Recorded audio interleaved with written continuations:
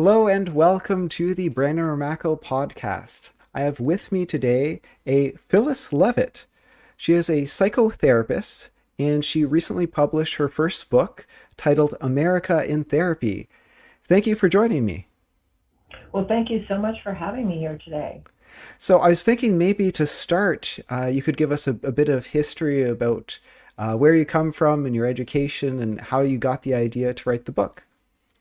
Yeah, well, I grew up in New Jersey in the United States and went to college. And at a certain point in my adult life, I realized that I needed some healing myself from some traumatic things that had happened to me in my childhood that I had forgotten and then began to remember when I was in my 30s. Mm. And so I went to therapy myself, and it was an eye opener for me. You know, people did not really talk about psychology when I was growing up.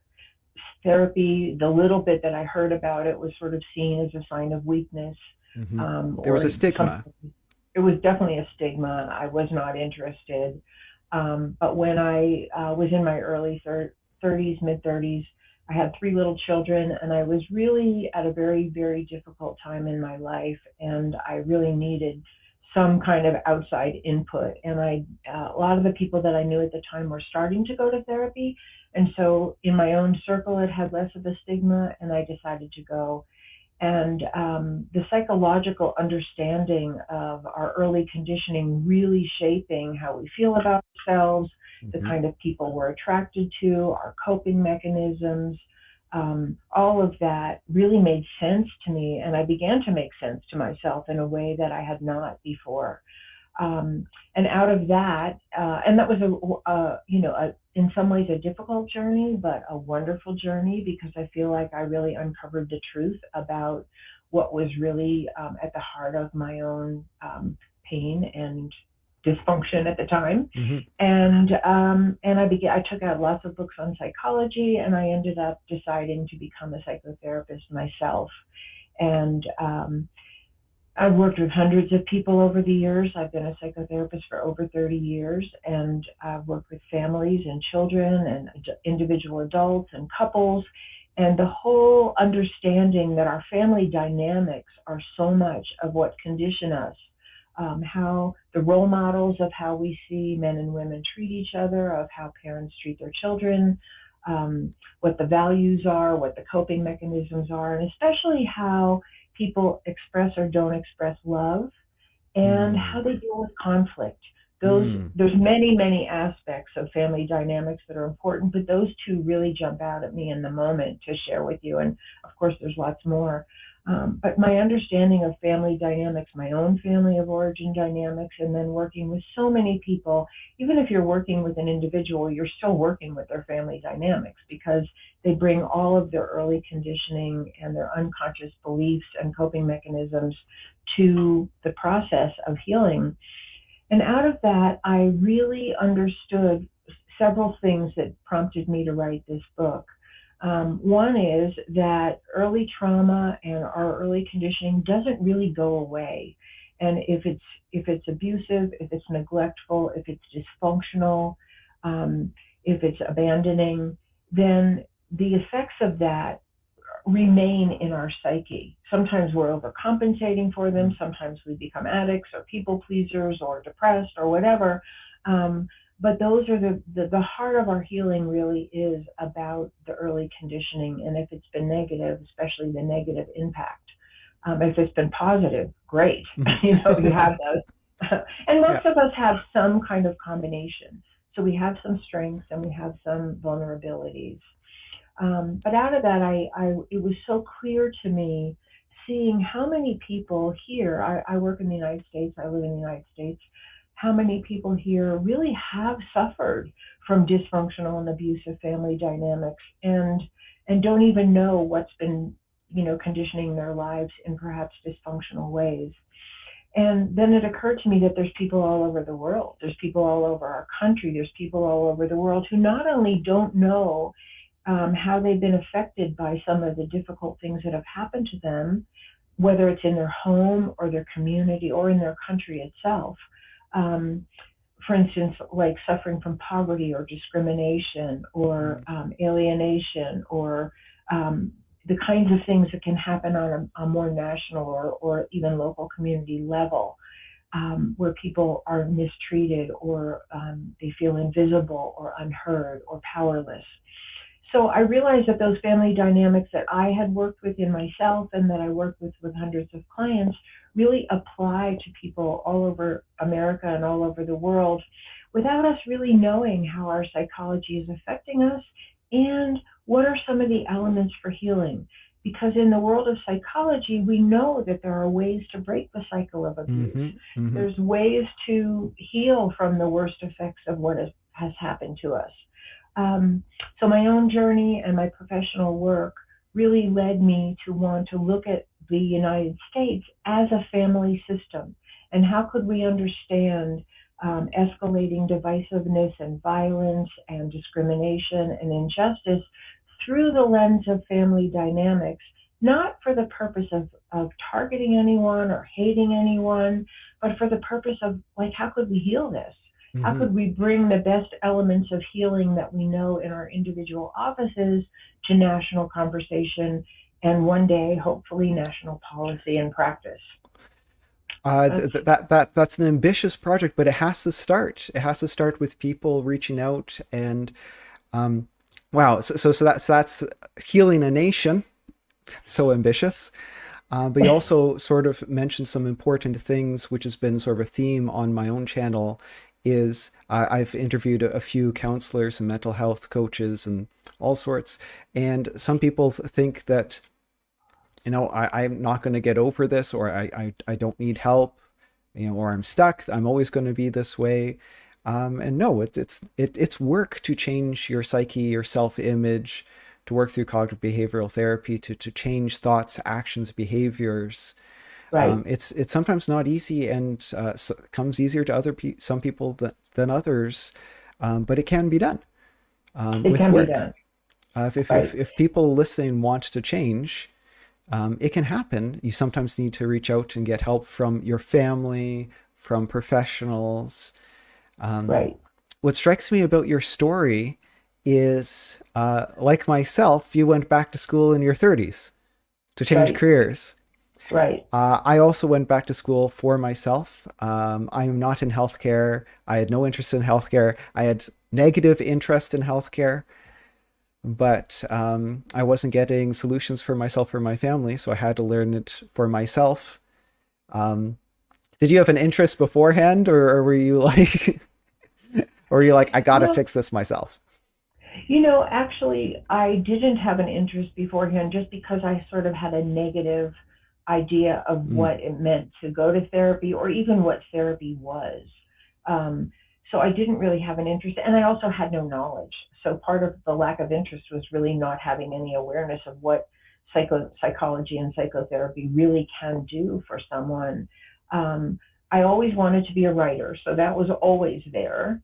And really, all I wanted was to have a healthy family of my own, and it was partly the fact that I wasn't experiencing that with my first husband, who was the father of my children, that brought me to therapy. That what I thought I was going to be able to create as a healthy, loving family was not happening. And that really was the result of my own early conditioning that had kind of unconsciously drawn me to someone who wasn't the right person for me. Um, and so that was that was a big part of the motivation. And I think the fact, and this is, I think, really true for a lot of people, when our present lives fall apart, it often brings up all the mm. unresolved issues from earlier on. And so I was kind of in a perfect storm of that when I finally went to therapy. So my motivation was pretty high. One of the things about investing in health related education is that even if you don't use it professionally, you can always apply it to your personal life. Absolutely. Absolutely. All your relationships, Hmm. whether it's in your home or your business or your place of worship or your community, whatever you do. So I often recommend people, if they're interested. There's so many online courses, and the price keeps on coming down, coming down, coming down. If you're interested in taking a course, take some health related courses, because it could help you. You can coach your friends. You can. Hmm. It's quite universal because everyone around you is a human, and if you learn about the human body and the human condition, it's going to Right. help you the rest of your life and help your loved ones. Absolutely. And I'm in the process of developing some courses out of the principles of my book. And I already have one free offering on my website. It's called The Six Secrets of Repairing Relationship After Conflict. Wow. And that's a whole chapter in my book that I actually expanded for this free mini course that I created. So anyone who goes to my website, which is just my name, phyllisleavitt.com, can sign in and get that free course. And I've talked quite a bit about those principles because they also apply to a country. They apply to not just us as individuals or families, but to communities and larger organizations, businesses, and nations. So, we can bring some of these healing principles to our largest positions of authority and our largest institutions if we have the will and the knowledge to do it. And I do want to delve into that type of healing, but to write a book also, like I wrote my first book recently. It's like I'm looking in a mirror here, maybe, and Right. um, okay, I have all this knowledge. How can I help people outside of my clinic? How can I help the world? Uh, Right. and I guess I have to write a book. I didn't want to write a book. I had to. You actually had a dream to write a book. And so many people say they're going to write a book and then they don't do it. So in a way, you're one of the few people who said, I'm going to write a book. It's my dream to write a book. And so many people even retire and they're like, nah, I don't have the energy for it anymore. And Hmm. like, did you, was there resistance, or did you always know, okay, now is the time to write my book? No, I don't think there was resistance. I actually had tremendous motivation to write the book. And I think one of the things that you said really applies to me, and that is because of the help that I received and because of the difference, the vast difference it made in my life. Um, I I think it's just for many people. I think that's true. Is like when you really receive something, you want to give it, Mhm. and I think that was always my impulse. Writing the book was a true labor of love. I wrote 120,000 words. I had several very detailed chapters all written. And then I kind of was like, I don't know how to make this into a book. I don't know what to do with what I've written. So I looked around. I found an amazing editor. I rewrote the entire book from scratch, according to, really listening to her coaching, which was excellent. And it was a very different book. The principles are the same in the book, but the book itself is very different. And I'm really happy that I got an editor and rewrote it in a way that I think is much more relevant, not relevant, but much more timely in a certain way. Because I did a lot of research for this book that I hadn't originally done.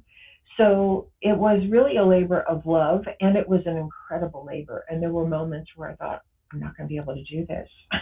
But I pushed through because my motivation was really high. So now we can finally get to the main event. Okay. So, healing a country, healing people. So I have a bit of a story. Now I lived in the States. I lived mostly in either Portland, and a little bit in Austin. And in the time of Trump campaigning, I was still in Portland at that time. And Portland is a little crazy, on the Democratic side. Um, and people did not share political opinions that went to counterculture unless you wanted to get in a fight. And there were fights every weekend Mm. downtown continuously. If you wanted to fight, all you had to do was put on a "Make America Great Again" hat, and you would get in a fight. And these fights were often 100 versus 10. Mm, mm, But the people wearing the hats were looking for a fight. It's right. just what wasn't, people weren't getting along. People, tensions were high. Trump is an interesting person. I even used him as a litmus test. I was dating, and I would mention something was which would be unambiguously good that Trump had done or was planning to do, and see their response. And sometimes they would just break down crying. It's like Mm, Trump petted a kitten. What do you think of that? Oh, that misogynistic. He's just trying to seduce the cat, or like I don't know what was going on in their mind. I'm sure he would strangle the cat later, or like he's some sort of demon. Um, mm-hmm, it was like I can't believe you would say that. That has to be a lie, or that's just marketing spin. There's no way he could like a cat. Everyone likes cats. He's human. And he had, you might not know this, but he had his own YouTube channel before running, which is now taken down. And I followed some of his early interviews because I had invested interest because he was going to change immigration and being an immigrant in the States. I was very interested into what changes he would enact. And it was actually hard to find news of what he was planning because, of course, all the sound bites were of trying to spin something negative, spin something positive. So Trump, a very naive guy, very like I can fix everyone's problems, sort of like what I said before. I can fix all the problems. I'll mm-hmm. just do this. I'll just do that. Um, and I'll wheel and deal. His art of the deal is basically being really friendly to people if they work with you and being really mean to them if they don't. And if you that's his art of the deal. It's really simple. You see it the way he operates. Um, so, oh my goodness, he wants universal healthcare. He desperately wants universal healthcare.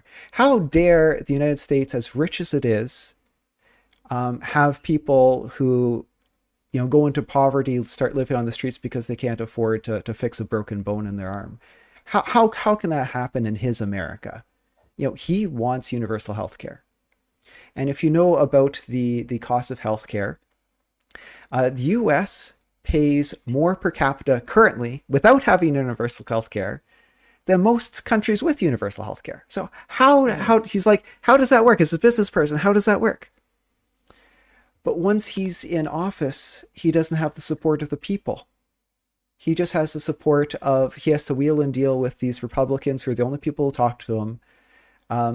And he has to wheel and deal with the Republican base and Republican voters. When he's at heart, he's closer to the Democratic side. He's very centrist. He wants universal health care. And so I was naive. I imagined that 100%, what was it? I forget the statistic of how many people in the States want universal health care. It's like 80%. A lot, right? Imagine if 80% of the people got behind him, then he wouldn't have to wheel and deal with the Republican Party to get whatever they want passed. He would be able to force through the universal health care if he had the will of the people behind him. And everyone wants it, but because it's him, it's like, oh, like how do you get to people to...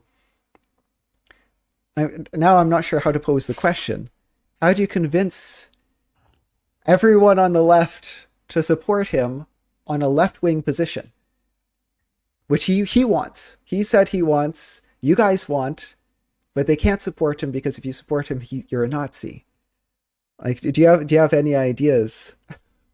Maybe it's a tough Well, question. I mean, I don't have an answer to that particular question, but I think the answer lies for whatever the issue is, whether it's healthcare or immigration Mm-hmm. or, you know, some issues about the economy or how we fund education or our international policy with other countries, whatever it is, to encourage and demonstrate and role model open conversation, open, tolerant, inquisitive, curious conversation, even when we disagree. Because one of the hallmarks of a healthy family is that conflict does not result in violence, whether it's verbal violence or emotional violence or physical or sexual abuse or someone being ostracized.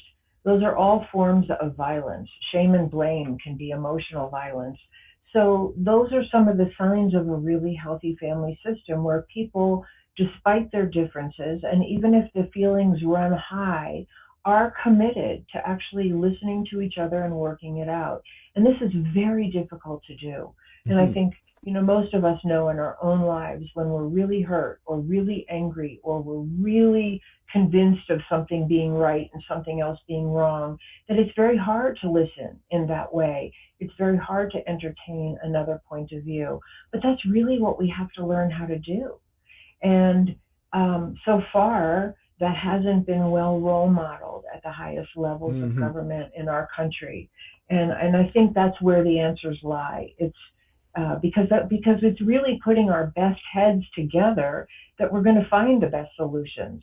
Most people have something of value to offer, unless you're really disturbed or really sadistic or really self-centered and narcissistic.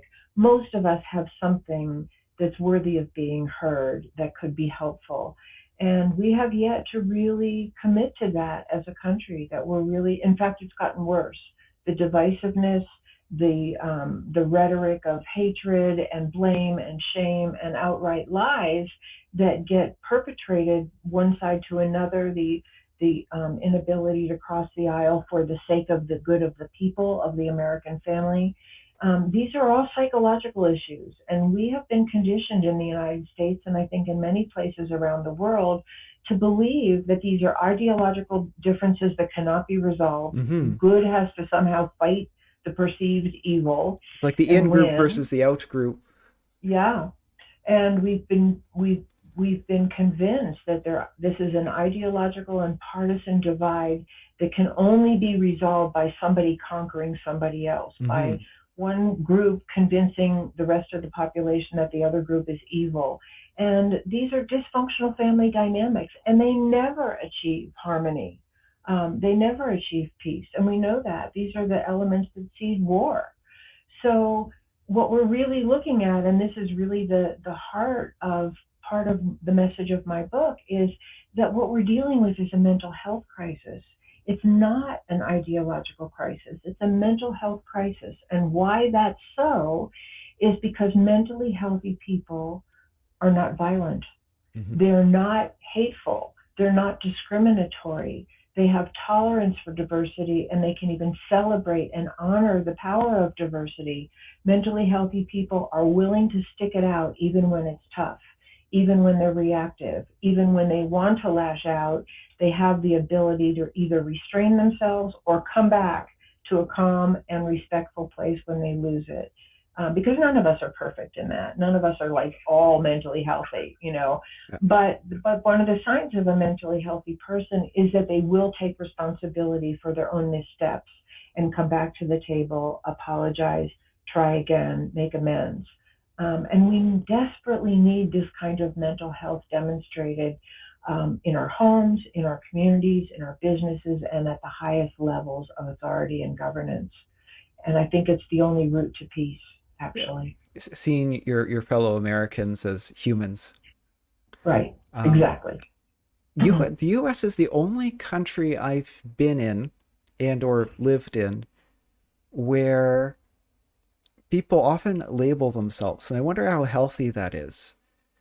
Because in Canada, for example, you ask, what's your thought on politics? Well, last year I voted Liberal. The year before I voted NDP. It's who they talk about as, oh, who I voted for, or on Mm-hmm. federal government versus provincial government, who I voted for. And in in the States, it's, oh, I am a Republican, I am a Democrat, and it's vote Democrat no matter who, vote blue no matter who. um I think it's another mental health issue in a way that maybe isn't often identified. So it's interesting that you bring that up because I do think it's an important issue. I think that there is kind of that's the impulse that we have to conform to something, and there's a Tribalism. lot of pressure to conform so that there. And I think part of that is a need to belong. a need to belong somewhere. And I think we're losing some of that sense of belonging on an individual family level, on a community level, on a gender level, on a, on a racial level. We're losing a lot of that sense of belonging. And so people look for a place to belong because that's a real human need. I think that's part of our survival on an emotional and as well as other levels, to belong somewhere. And the unfortunate part of that drive to conform to a label in order to belong, in order to be right, and make yourself part of the right side of whatever's going on, is that we lose our sense that people really are individuals, and that we really have more in common than we have difference. And I don't know if you've ever heard of this, but there's a national organization in the United States called the Braver Angels. And their total commitment and what they do is bring people from the left and the right together to sit down and share. And what they discover when they do that, and this is the whole purpose of doing that, is that they're really not that different. We all really want the same things. We all want love. We all want to belong. We all want safety. We all want to be provided for. We all want good education, health care. We all want to feel that we have value, and we want our loved ones to be safe. We all want that. Mm-hmm. And one of the things that I talk about, and I think is really important for us to recognize, is that while we all want the same things, basically, and I think we do fundamentally, we're human beings. We mm-hmm. want love, belonging, and safety, mm-hmm. and cooperation with other people. And we want nonviolence. I don't know anyone who wants violence in their life unless they're really disturbed. Is that this, where we see ourselves in common, breaks that label. I was thinking about this when I was thinking about the Olympics. We cheer for our team. We don't ask who's red and who's blue. We just admire someone for their skill. And that's that lens that we've lost when in an abusive system, we're encouraged to be divisive and label people and no longer see them as human beings who are very, very similar to ourselves. So yeah, I think it's a dangerous psychological phenomenon. So I think we might wrap it up here. Do you have any closing statements? No, if you have a question, I'm happy to answer it, but I appreciate the opportunity to share a little bit about where I come from, what I'm up to, and what my book is about. And I guess I would love to say, please visit me at my website, which is www.phyllisleavitt.com. And I think until August 22nd, the ebook version of American Therapy is on sale as a special offer for just 99 cents. And then after that, it'll go back up. But do you want to outline maybe the chapters just to give people an idea? The book goes very deep into my experience as a psychotherapist. So I talk a little bit about where I came from. I talk about what I see going on in the United States through the lens of healthy and unhealthy family dynamics. I talk about what I said, the principles of repair, because that's a big part of how do we all participate in this? If I work out some of the issues in my own life, is that a contribution? Absolutely, yes, it is. So I think we want to feel like we don't have to have national influence to actually be of service to the healing of our country. And I talk about, what's going on here from a mental health point of view. I talk about specifically about the issues of our idealization of independence as opposed to acknowledging our dependence on one another and our interdependence with each other and the world. I talk about a lot in depth about issues around power and how we deal with power in healthy ways and in unhealthy ways that are destructive. I talk about competition and cooperation. And then I have these, I'm probably leaving some things out, but I have this whole issue on the elements of repair that we can all implement in our own lives. And then the last three chapters are um, looking at our country and the necessity for safety, peace, and love.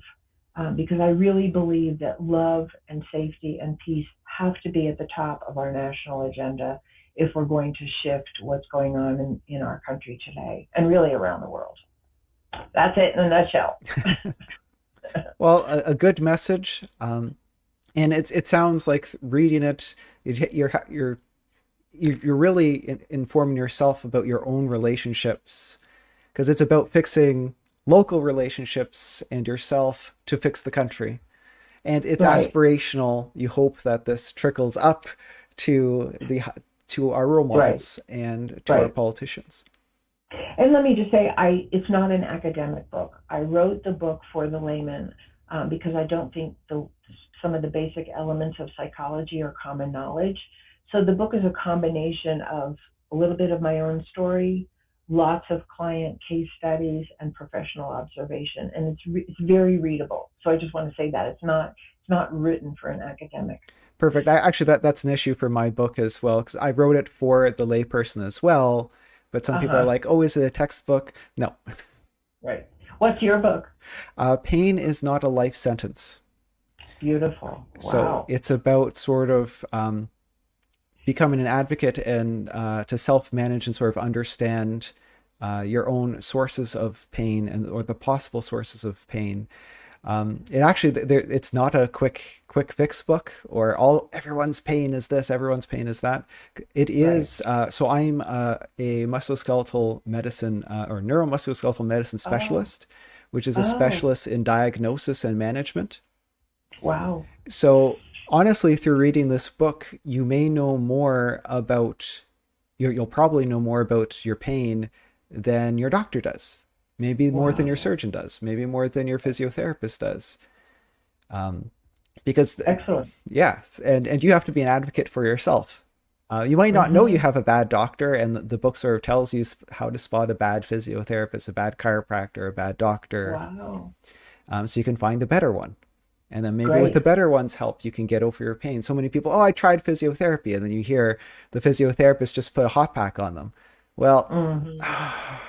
but they didn't know any better. Like, Right. Right. so that's what my book is about. Thanks for asking. Wonderful. That's wonderful. That's wonderful. Thank you. And thank you, audience, for listening to us. I wish you guys all the best. Cheers.